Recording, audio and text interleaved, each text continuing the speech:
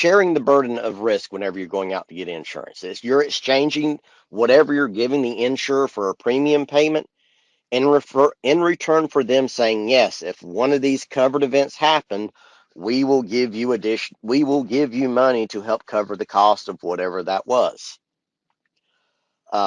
This allows businesses, to operate with more confidence in themselves that if something goes wrong, they can keep operating. That for some businesses, it may just be too great of a risk to otherwise not have insurance, or not have that safety net. Therefore, they have to have insurance so they can continue to operate. That's you know malpractice insurance for doctors is a good example of that. There's no way in the world anymore that you can be a doctor without malpractice insurance. Um, and that's because the risk is literally too great to not have it.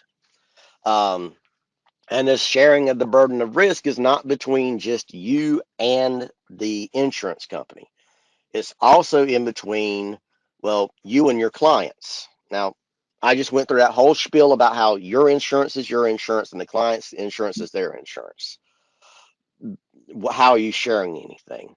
Well, you're sharing your relationship with a client. You are sharing risk. You're sharing all kinds of risk. They are paying you to assume the risk associated with their systems not being updated, with their data not being backed up, with their um, uh, web traffic not being filtered. They're giving you money in exchange for you to take care of those things and assume some of those risks for them.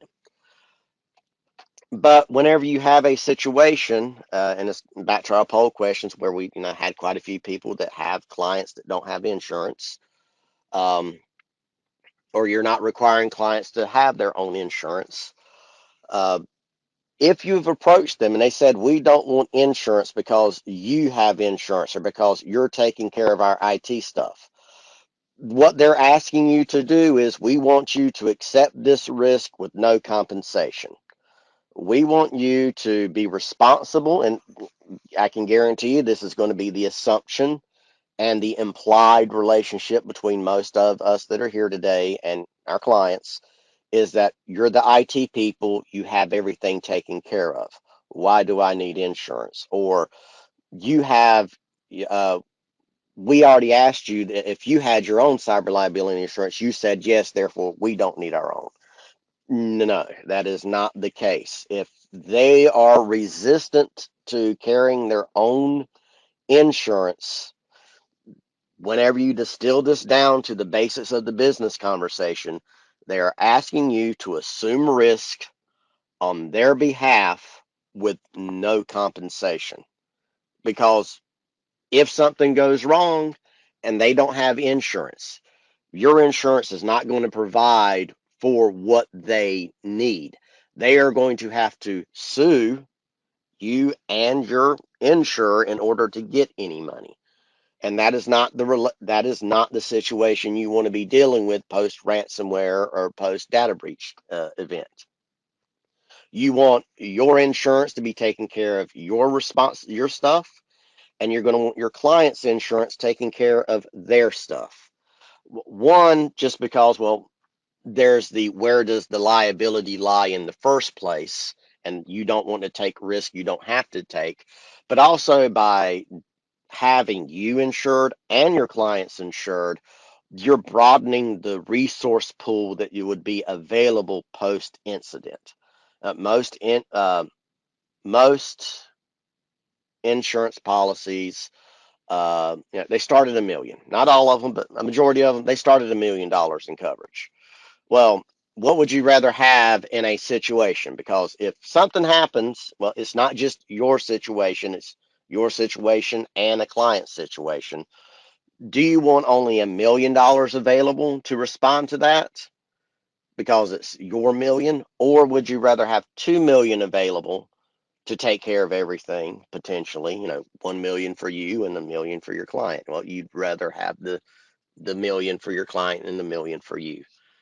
So there's different ways of looking at it uh, in that sense, but realize and appreciate that if your clients do not have their own coverage, what risk does that present for them? And then what risk does that present for you? And if they're asking, and honestly, sit down and ask, are they asking you to assume this risk without you getting any benefit out of it? If they're asking you to accept the risk, but they pay you really, really, really well on your managed services agreement, then, well, the cost versus the risk figuring out, is the risk worth the benefits you're going to get? It might be that, yeah, it's worth carrying that risk because they're paying us so much more on the managed services agreement. But if they're paying you just as much as every other client you have is paying you, but they have insurance and they don't, it may not be intentional, it may not be malicious, but they have shifted risk to you. Yeah, and And you make, sorry, Lewis, you make a good point there, because we have a couple of boot camps coming up for Cybersecurity Awareness Month in a couple of weeks, focusing on program development and the types of programs that you build and sell from a security perspective that you should be enrolling your partners in, your customers in. And we talk about building to a cybersecurity framework. I know I talk about having a minimum viable security program because you talk about that risk. And if you have like a really good comprehensive security program that you standardize on and enroll all of your customers in, you are making a good point that at least you're getting protection there, because you've put a lot of the technology tool sets, the processes, the technology in place, to, we can never prevent anything, but to heighten the ability to avoid, hopefully, some sort of attack. Versus if you just have all your customers on traditional AV and that's it, and they still won't get cyber liability insurance, then there's too much risk there for you to right, be. they're asking you to make their monthly bill smaller for no benefit to you and actually an increased risk to you. Yeah, perfect. So hopefully that Uh, kind of makes sense and why we keep harping on, the yeah, a la carte method, or at least I get on my soapbox on it. Like the a la carte methodology just doesn't work anymore.